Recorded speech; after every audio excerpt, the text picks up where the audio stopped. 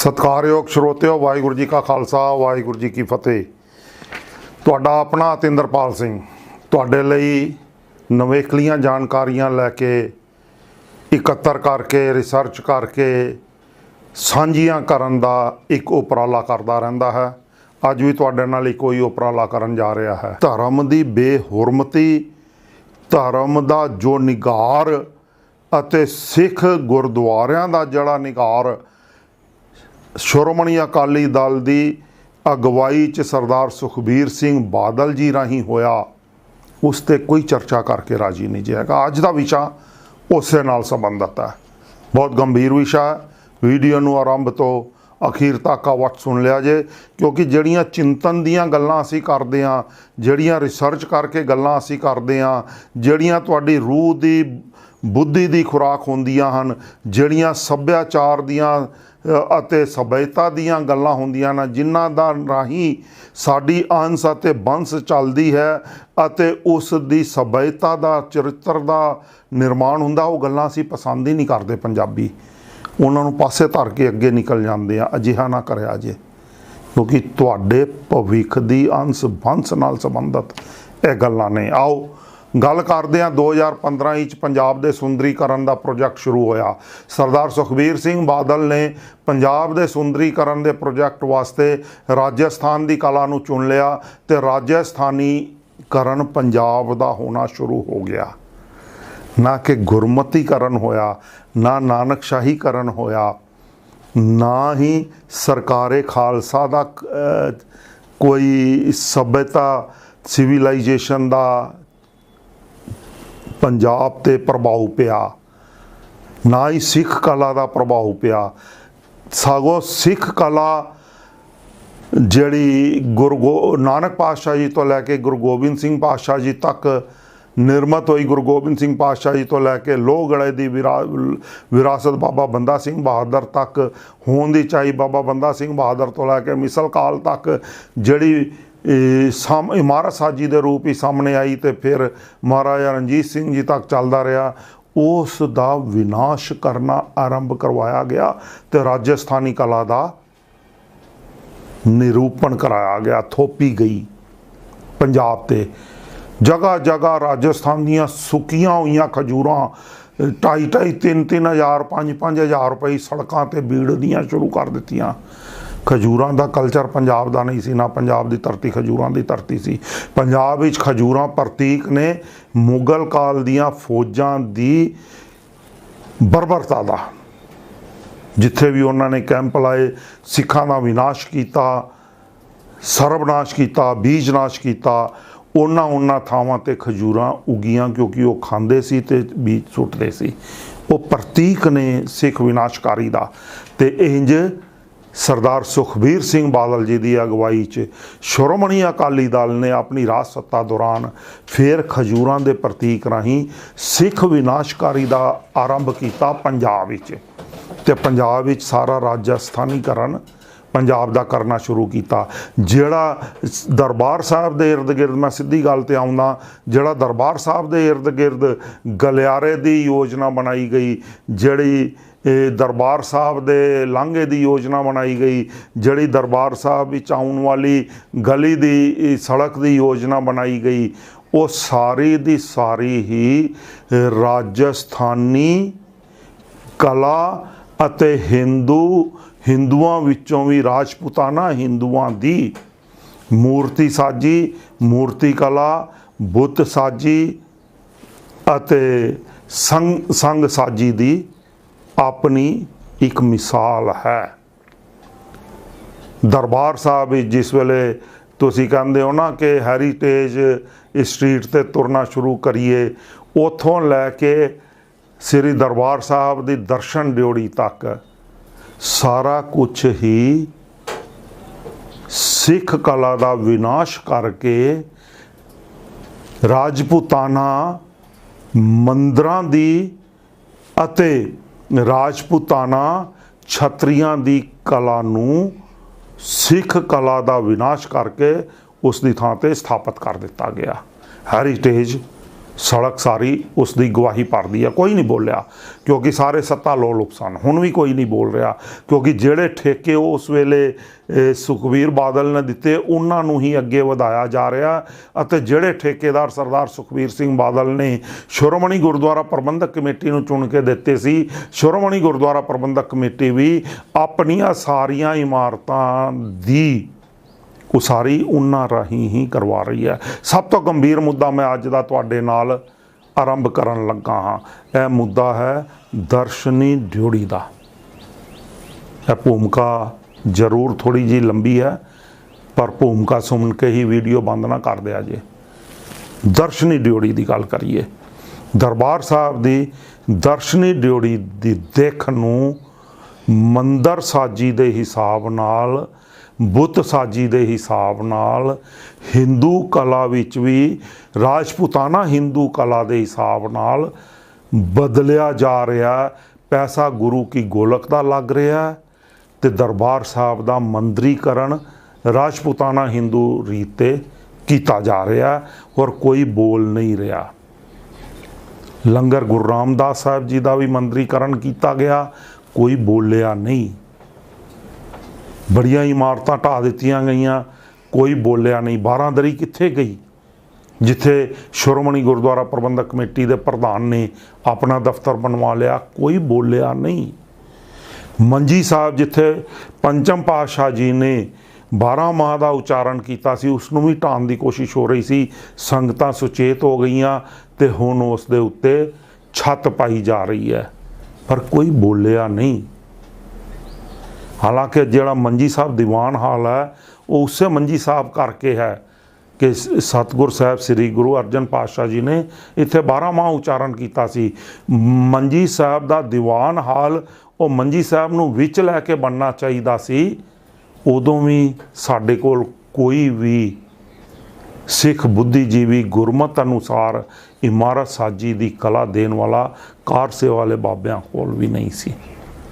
ਤੇ ਹੁਣ ਦਾ ਵਿਸ਼ਾ ਇਹ ਜੇ ਕਿ ਦਰਸ਼ਨੀ ਡਿਓੜੀ ਜਿੱਥੇ ਬੜੀ ਕੋਸ਼ਿਸ਼ ਕਰਕੇ ਸ਼ਹੀਦ ਬਾਬਾ ਜਰਨੈਲ ਸਿੰਘ ਜੀ ਖਾਲਸਾ ਪਿੰਡਰਾਂ ਵਾਲਿਆਂ ਦੀ ਜਿੱਥੇ ਦੇਹ ਰੱਖੀ ਗਈ ਸੀ ਉਸ ਨੂੰ ਸਭ ਤੋਂ ਪਹਿਲਾਂ ਦਾਸ ਨੇ ਸਿੱਖ ਕੌਮ ਨੂੰ ਦੱਸਿਆ ਸੀ ਕਿ ਇਸ ਥਾਂ ਤੇ ਦੇਹ ਰੱਖੀ ਗਈ ਸੀ, ਇਸ ਪਾਸੇ ਸਿਰ ਸੀ, ਇਸ ਪਾਸੇ ਪੈਰ ਸੀ। ਦੂਸਰੇ ਪਾਸੇ ਉਸੇ ਦੇ ਭਾਈ ਅਮਰੀਕ ਸਿੰਘ ਜੀ ਸ਼ਹੀਦ ਜੀ ਦੀ ਦੇਹ ਰੱਖੀ ਗਈ ਸੀ, ਉਹ ਸਥਾਨ ਢਵਾ ਦਿੱਤਾ ਗਿਆ। ਯਾਦ ਰੱਖਿਆ ਜੇ। ਤੇ ਜਿਹੜਾ ਨਵੀਨੀਕਰਨ ਕੀਤਾ ਜਾ ਰਿਹਾ ਉਹ ਸਮੁੱਚੇ ਤੌਰ ਤੇ ਸਿੱਖ ਕਲਾ ਦੇ ਵਿਪਰੀਤ, ਸਿੱਖ ਇਮਾਰਤ ਸਾਜੀ ਦੇ ਵਿਪਰੀਤ ਕੀਤਾ ਜਾ ਰਿਹਾ। ਕਿਵੇਂ ਕੀਤਾ ਜਾ ਰਿਹਾ? ਜਿਹੜੇ 10 ਡਿਜ਼ਾਈਨ ਉੱਥੇ ਬਣਾਏ ਗਏ ਨੇ, ਮੈਂ ਇੱਕ ਡਿਜ਼ਾਈਨ ਤੁਹਾਨੂੰ ਦਿਖਾ ਦਿੰਦਾ। ਇਹ ਮੰਦਰ ਦਾ ਪ੍ਰਤੀਕ ਹੈ ਡਿਜ਼ਾਈਨ। ਇਹ ਮੰਦਰ ਰਾਜਪੂਤਾਨਾ ਮੰਦਰ, ਰਾਜਪੂਤਾਨਾ ਹਿੰਦੂ ਮੰਦਰਾਂ ਦਾ ਪ੍ਰਤੀਕ ਹੈ ਛਤਰੀ। ਅਜਿਹੇ ਹੀ 10 ਡਿਜ਼ਾਈਨ ਦਰਸ਼ਨ ਡਿਓੜੀ 'ਚ ਬਣਾਏ ਜਾ ਰਹੇ ਨੇ। ਆਓ ਪਹਿਲਾਂ ਸਮਝੀਏ ਕਿ ਸਿੱਖ ਕਲਾ ਹੈ ਕੀ। ਸਿੱਖ ਕਲਾ ਦੀਆਂ ਕਿਹੜੇ ਸ਼ਬਦ ਆਪਣੀ ਟਰਮਨੋਲੋਜੀ ਵਿੱਚ ਸਿੱਖ ਇਮਾਰਤ ਸਾਜੀ ਨੂੰ, ਆਰਕੀਟੈਕਚਰ ਨੂੰ ਪਰਿਭਾਸ਼ਿਤ ਕਰਦੇ ਨੇ ਤੇ ਵਿਆਖਿਆ ਕਰਦੇ ਨੇ। ਆਓ ਉਹਨਾਂ ਦੀ ਗੱਲ ਕਰੀਏ। ਗੁਰਮਤਿ ਚੇਤਨਾ ਦੇ ਹਿਸਾਬ ਨਾਲ ਦਰਸ਼ਨ ਡਿਓੜੀ ਇਹ ਹੈਗੀ ਹੈ ਉਹ ਰਾਜ ਭਵਨ ਦਾ ਮੁੱਖ ਗੇਟ ਜਿਸ ਤੋਂ ਰਾਜ ਭਵਨ ਵਿੱਚ ਜਾਣ ਲਈ ਪ੍ਰਵੇਸ਼ ਕੀਤਾ ਜਾਂਦਾ ਹੈ। ਮੁੱਖ ਦਰਵਾਜ਼ਾ ਰਾਜ ਭਵਨ ਦਾ। ਗੱਲ ਸਮਝ ਆਈ? ਤੇ ਇਹ ਸਭ ਤੋਂ ਵੱਧ ਖੂਬਸੂਰਤ ਹੁੰਦਾ।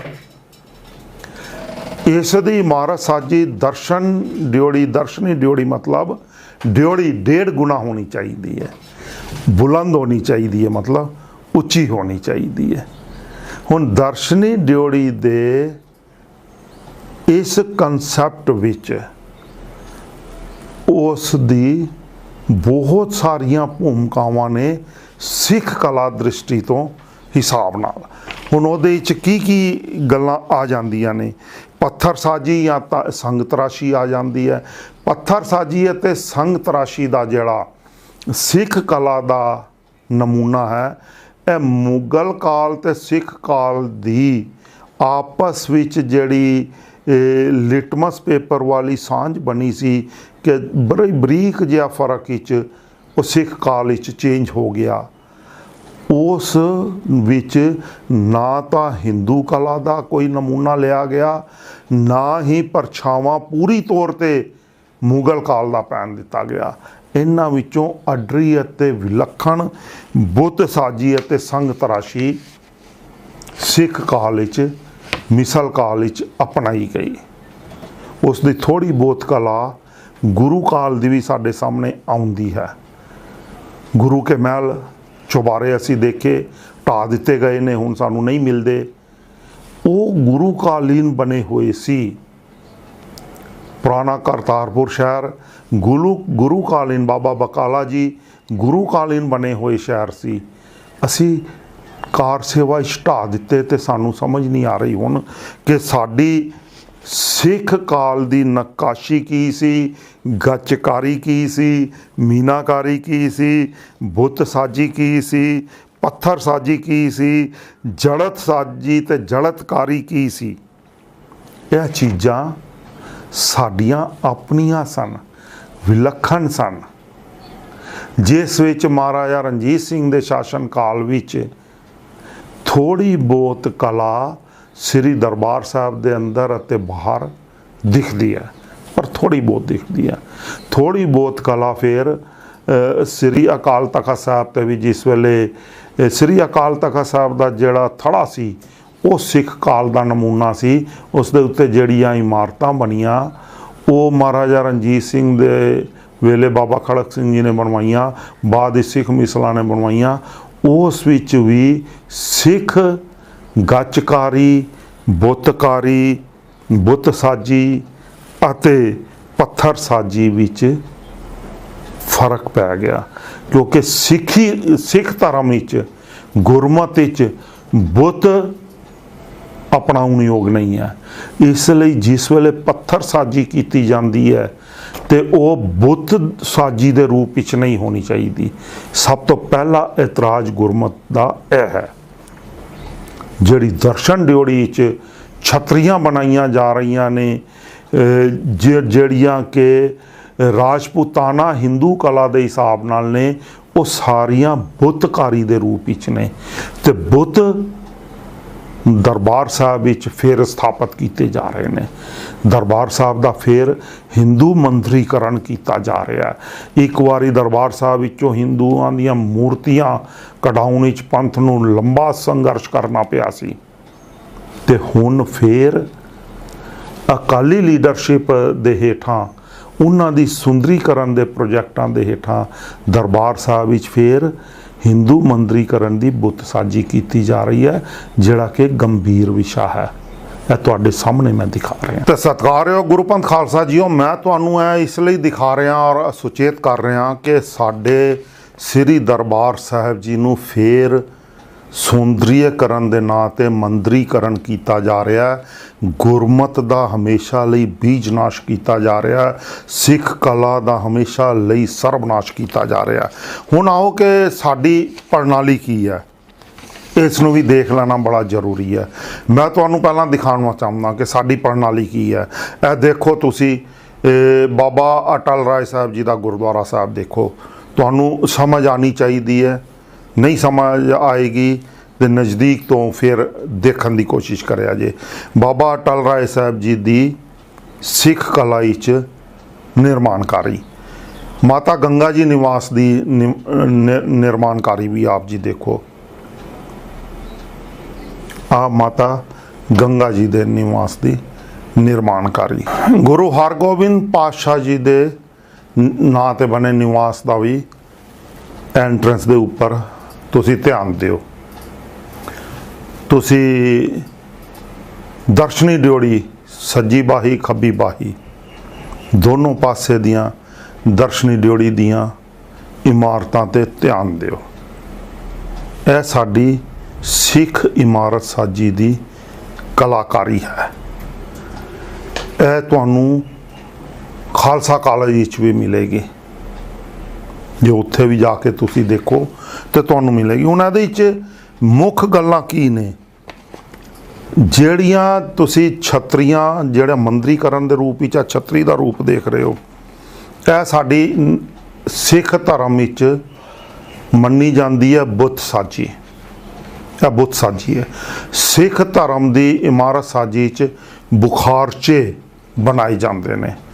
ਆ ਜੇ ਬੁਖਾਰਚਾ ਬੜੀ ਅਫਸੋਸਨਾਕ ਗੱਲ ਆ ਕਿ ਸਿੱਖ ਇਮਾਰਤ ਸਾਜੀ ਦੀ ਜਿਸ ਵੇਲੇ ਗੱਲ ਕਰੀਦੀ ਹੈ ਤੇ ਮਹਾਨ ਕੋਸ਼ਾਂ ਵਿੱਚ ਵੀ, ਸ਼ਬਦਕੋਸ਼ਾਂ ਵਿੱਚ ਵੀ, ਐਨਸਾਈਕਲੋਪੀਡੀਆਂ ਵਿੱਚ ਵੀ ਸਾਨੂੰ ਇਹ ਮਿਲਦੇ ਨਹੀਂ ਨੇ।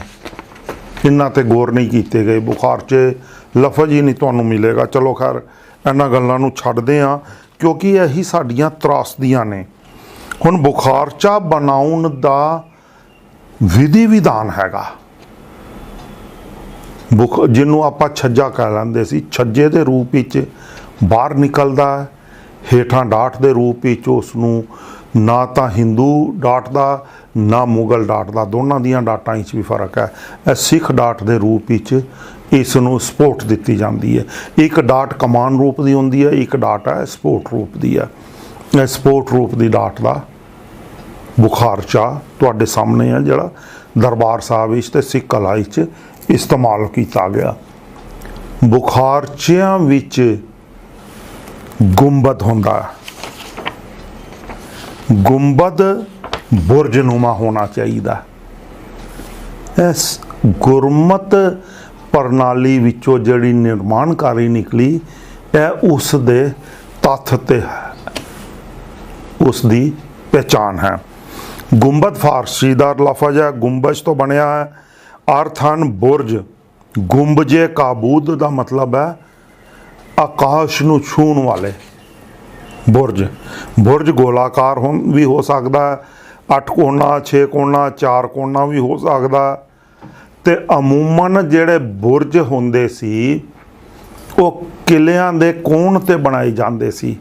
ਤੇ ਬਾਬਾ ਬੰਦਾ ਸਿੰਘ ਬਹਾਦਰ ਵੇਲੇ ਇਕੱਲੇ ਬੁਰਜ ਦੇ ਰੂਪ ਵਿੱਚ ਵੀ ਕਿਲਿਆਂ ਦੇ ਨਿਰਮਾਣ ਹੋਏ।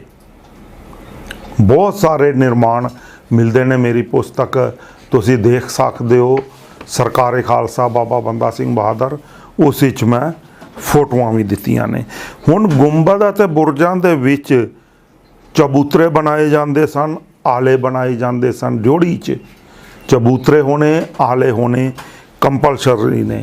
ਮਹਿਰਾਬ ਦੇ ਰੂਪ ਵਿੱਚ ਡਾਟ ਬਣਾਈ ਜਾਂਦੀ ਸੀ ਜਿਹੜੀ ਇਮਾਰਤ ਸਾਜੀ ਦੀ ਕਮਾਨ ਰੂਪ ਵਿੱਚ ਸ਼ਕਲ ਹੁੰਦੀ ਸੀ।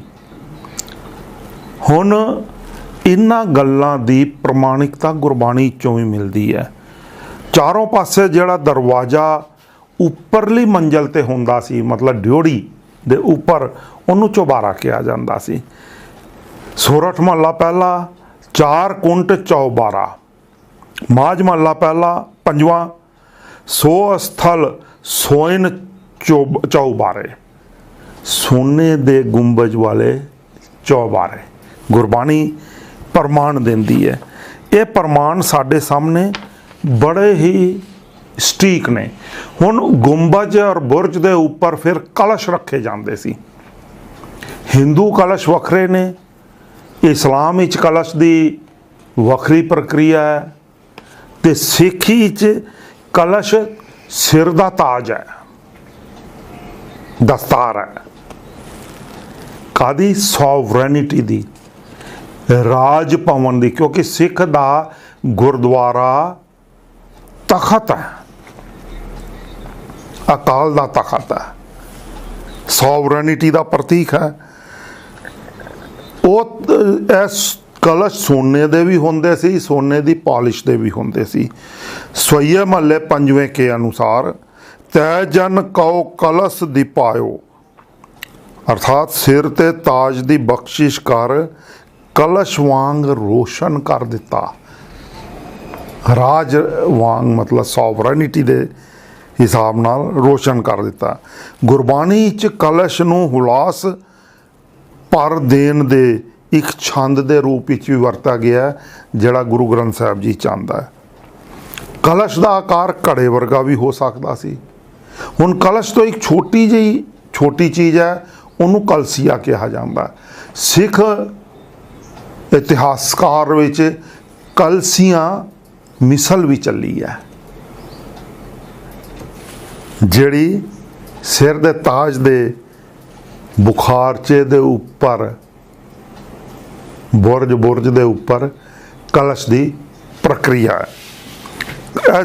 कलसियां छोटा रूप होंदा ते कलश अते कलसियां सिख सॉवरेनिटी नूं प्रगट करदा कि यह जिहड़ा निर्माण होया, चौबारे का निर्माण होया या बुरज का निर्माण होया, यह जिहड़ा बुखारचे का निर्माण होया, हर चीज़ के निर्माण के उपर यह कलश ते कलशियां ने क्यों ने, इस चीज़ का प्रतीक ने कि यह अपनी सॉवरेनिटी रखता है।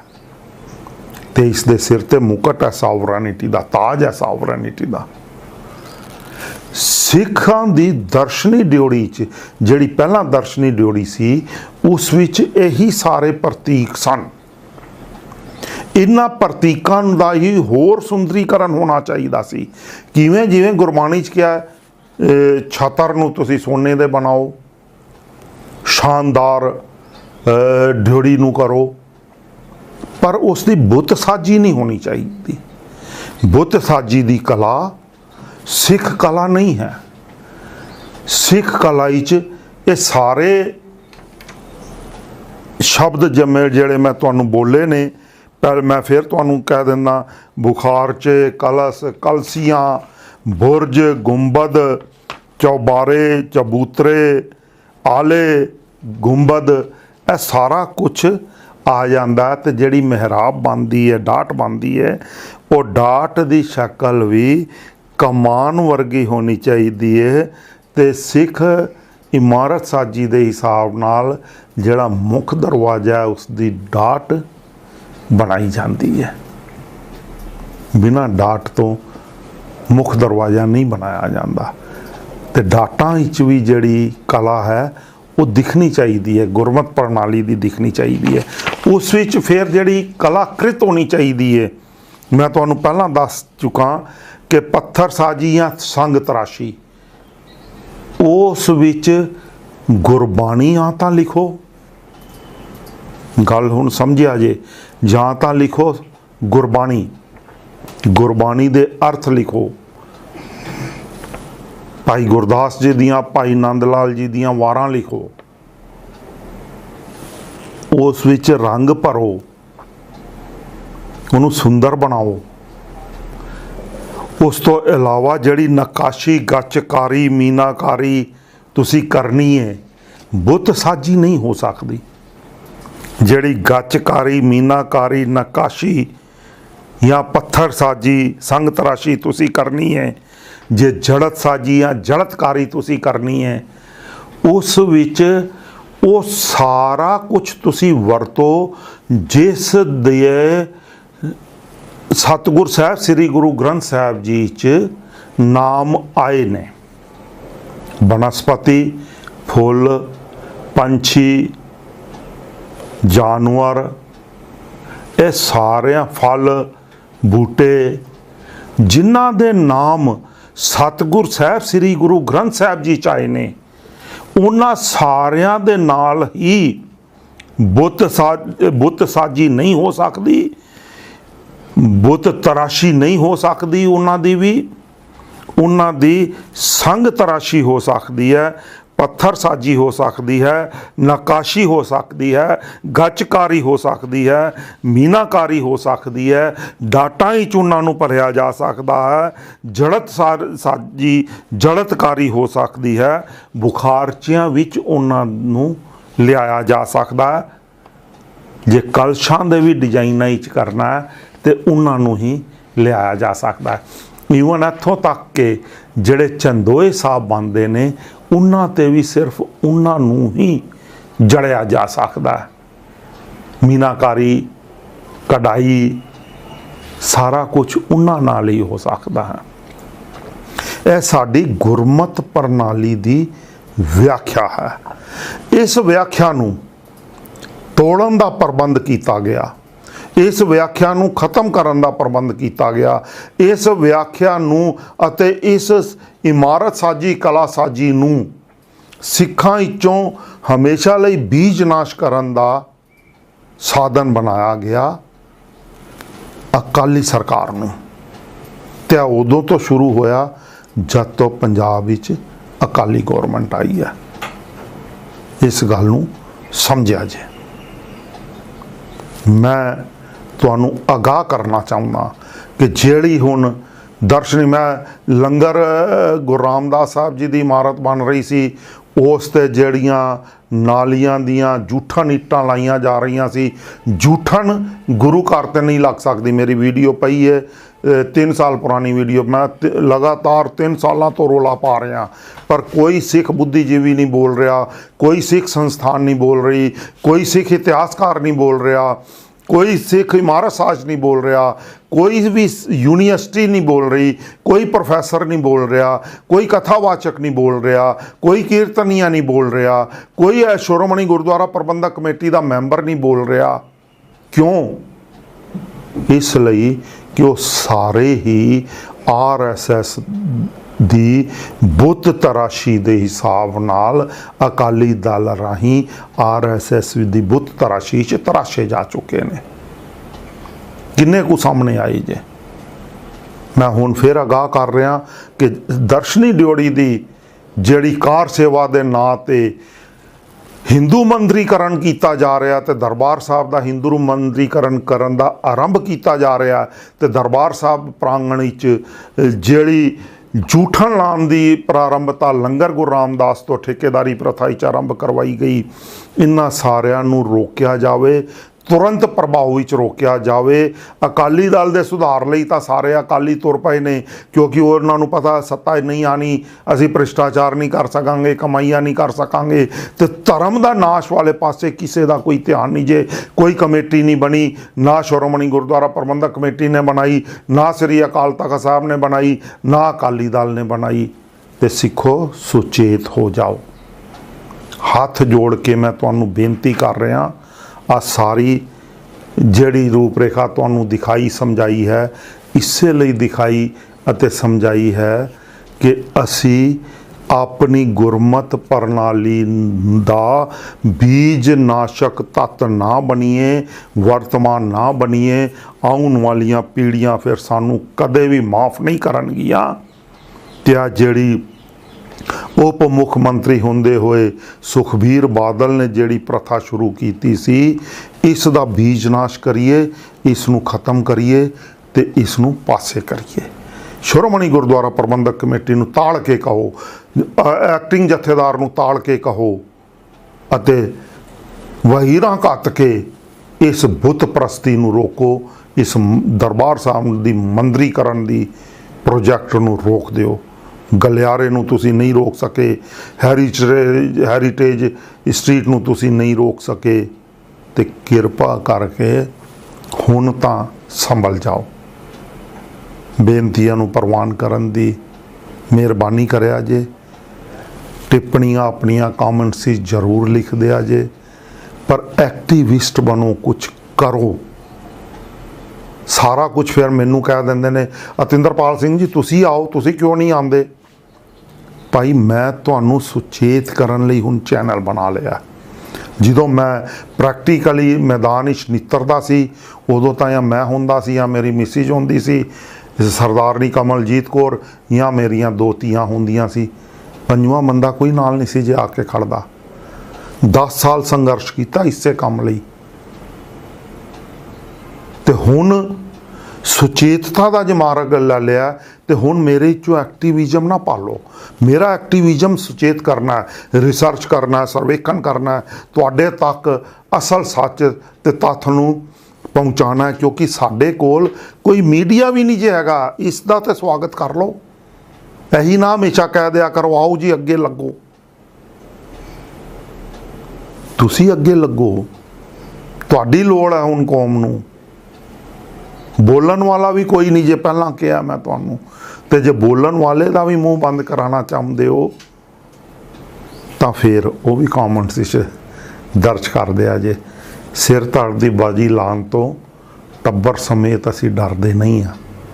ਗੁਰੂ ਕੇ ਹਾਂ ਗੁਰੂ ਲਈ ਹਾਂ। ਜਦੋਂ ਸ਼੍ਰੋਮਣੀ ਅਕਾਲੀ ਦਲ ਬਾਦਲ ਕਿਆਂ ਦੀ ਸਰਕਾਰ 2014 ਵਿੱਚ 15 ਵਿੱਚ ਬਣੀ ਤਾਂ ਉਸ ਵੇਲੇ ਜਿਸ ਵੇਲੇ ਸਰਦਾਰ ਸੁਖਬੀਰ ਬਾਦਲ ਨੂੰ ਉਪ ਮੁੱਖ ਮੰਤਰੀ ਬਣਾਇਆ ਗਿਆ ਤਾਂ ਉਹਨਾਂ ਨੇ ਪੰਜਾਬ ਵਿੱਚ ਆਪਣੀ ਪਕੜ, ਆਪਣੀ ਪੈਠ, ਆਪਣੀ ਪਹਿਚਾਨ ਬਣਾਉਣ ਹਿੱਤ ਬਹੁਤ ਸਾਰੇ ਪ੍ਰੋਜੈਕਟ ਸ਼ੁਰੂ ਕੀਤੇ। ਪਰ ਉਹਨਾਂ ਨਾਲ ਜਿਹੜੇ ਉਹਨਾਂ ਨੇ ਆਪਣੇ ਸਲਾਹਕਾਰ ਨਿਯੁਕਤ ਕੀਤੇ ਉਹ ਸਾਰੇ ਹੀ ਜਿਵੇਂ ਆਮ ਆਦਮੀ ਪਾਰਟੀ ਦਾ ਵਰਤਮਾਨ ਹੀ ਹਾਲ ਹੈ ਉਵੇਂ ਹੀ ਸਰਦਾਰ ਸੁਖਬੀਰ ਬਾਦਲ ਦਾ ਹਾਲ ਸੀ।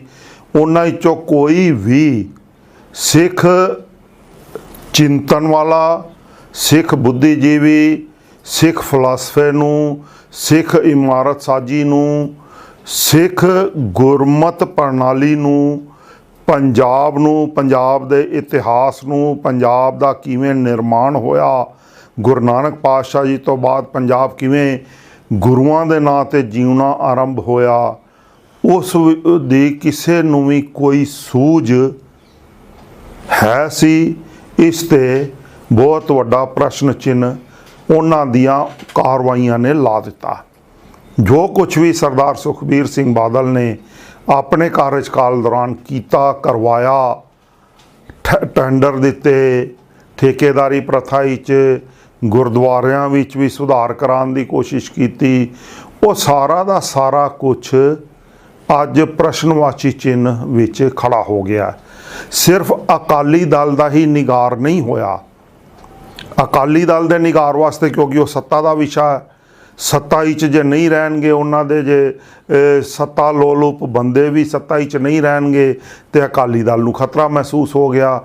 ਝੁੰਦਾ ਕਮੇਟੀ ਵੀ ਬਣ ਗਈ, ਉਸ ਦੀ ਰਿਪੋਰਟ ਵੀ ਆ ਗਈ, ਰਿਪੋਰਟ ਆਉਣ ਤੋਂ ਬਾਅਦ ਉਸ 'ਤੇ ਕਾਰਵਾਈਆਂ ਵੀ ਸ਼ੁਰੂ ਹੋ ਗਈਆਂ। ਅਕਾਲੀ ਦਲ ਦੇ ਪੁਨਰਗਠਨ ਲਈ ਕਿਉਂਕਿ ਸੱਤਾ ਲੋਲੁਪਤਾ ਹੈ, ਬੜਿਆਂ ਦਾ ਜਾਤੀ, ਨਿੱਜੀ, ਭ੍ਰਿਸ਼ਟਾਚਾਰੀ ਅਤੇ ਹੋਰ ਬਹੁਤ ਕੁਝ ਜੁੜਿਆ ਹੋਇਆ ਭਵਿੱਖ ਹੈ, ਇਸ ਲਈ ਉਸ 'ਤੇ ਕਾਰਵਾਈਆਂ ਆਰੰਭ ਹੋ ਗਈਆਂ ਨੇ ਕਿਉਂਕਿ ਉਹਨਾਂ ਦਾ ਆਪਣਾ ਵੀ ਭਵਿੱਖ ਜੁੜਿਆ ਹੋਇਆ। ਪਰ ਜੋ ਕੁਝ ਉਹਨਾਂ ਨੇ ਪੰਜਾਬ ਦੀਆਂ ਜੜ੍ਹਾਂ ਵਿੱਚ ਤੇਜ਼ਾਬ ਪਾ ਦਿੱਤਾ ਉਸ 'ਤੇ ਕੋਈ ਚਿੰਤਨ ਨਹੀਂ ਹੋਇਆ। ਜੋ ਕੁਝ ਉਹਨਾਂ ਨੇ ਧਰਮ ਦੀਆਂ ਜੜ੍ਹਾਂ ਵਿੱਚ ਤੇਜ਼ਾਬ ਦੇ ਨਾਲ ਨਾਲ ਜ਼ਹਿਰ ਵੀ ਪਾਇਆ, ਜ਼ਹਿਰ ਦੇ ਨਾਲ ਨਾਲ ਨਮਕ ਵੀ ਪਾਇਆ, ਉਸ 'ਤੇ ਵੀ ਕੋਈ ਵੀ ਚਰਚਾ ਨਹੀਂ ਹੋਈ। ਔਰ ਕਿੰਨੀ ਅਜੀਬ ਜਿਹੀ ਗੱਲ ਹੈਗੀ ਹੈ ਕਿ ਸ਼੍ਰੋਮਣੀ ਅਕਾਲੀ ਦਲ ਦੀ ਕਮੇਟੀ ਜਿਸ ਵੇਲੇ ਬਣਾਈ, ਸਰਦਾਰ ਝੁੰਦਾ ਦੀ ਅਗਵਾਈ 'ਚ ਕਮੇਟੀ ਬਣਾਈ ਜਾਂਦੀ ਹੈ ਤੇ ਉਹ ਪਿੰਡ ਪਿੰਡ ਜਾ ਕੇ ਅਕਾਲੀ ਦਲ ਵਾਸਤੇ ਸੁਝਾਅ ਮੰਗਦੇ ਨੇ। ਜਿਨ੍ਹਾਂ ਨੇ C5 ਚੈਨਲ ਅੱਜ ਤੱਕ ਸਬਸਕ੍ਰਾਈਬ ਨਹੀਂ ਕੀਤਾ ਉਹ ਸੱਚ ਹੱਕ ਨਾਲ ਖੜਾ ਹੋਣ ਲਈ, ਇਹ ਵੀ ਤੁਹਾਡਾ ਐਕਟੀਵਿਜ਼ਮ ਹੈ, ਇਸ ਐਕਟੀਵਿਜ਼ਮ ਵਿੱਚ ਆਪਣੀ ਵੋਟ ਪਾ ਦਿਓ। C5 ਚੈਨਲ ਨੂੰ ਹੁਣੇ ਹੀ ਸਬਸਕ੍ਰਾਈਬ ਕਰ ਦਿਓ ਤੇ ਬੈਲ ਦਾ ਬਟਨ ਜ਼ਰੂਰ ਨੱਪ ਦਿਓ। ਵਾਹਿਗੁਰੂ ਜੀ ਕਾ ਖਾਲਸਾ, ਵਾਹਿਗੁਰੂ ਜੀ ਕੀ ਫਤਿਹ। C5 ਚੈਨਲ ਦਰਸ਼ਕਾਂ ਵੱਲੋਂ ਦਰਸ਼ਕਾਂ ਲਈ ਆਪ ਚਲਾਇਆ ਜਾਂਦਾ ਹੈ, ਇਸ ਲਈ ਆਪ ਸਭ ਦਰਸ਼ਕਾਂ ਨੂੰ ਬੇਨਤੀ ਹੈ ਕਿ C5 ਚੈਨਲ ਨੂੰ ਵੱਧ ਤੋਂ ਵੱਧ ਸਬਸਕ੍ਰਾਈਬ ਕਰੋ, ਲਾਈਕ ਕਰੋ ਅਤੇ ਸ਼ੇਅਰ ਕਰੋ।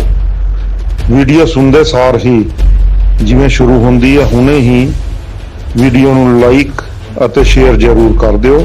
ਜੇ ਆਪ ਜੀ ਨੇ ਚੈਨਲ ਸਬਸਕ੍ਰਾਈਬ ਨਹੀਂ ਕੀਤਾ ਹਾਲੇ ਤੱਕ ਤਾਂ ਸਬਸਕ੍ਰਾਈਬ ਦਾ ਬਟਨ ਨੱਪ ਕੇ ਬੈਲ ਦਾ ਬਟਨ ਜ਼ਰੂਰ ਨੱਪੋ ਤਾਂ ਜੋ ਆਪ ਤੱਕ ਸਾਰੀਆਂ ਹੀ ਸੂਚਨਾਵਾਂ ਤੇ ਨਵੀਆਂ ਵੀਡੀਓ ਦੀ ਜਾਣਕਾਰੀ ਪਹੁੰਚਦੀ ਰਹੇ।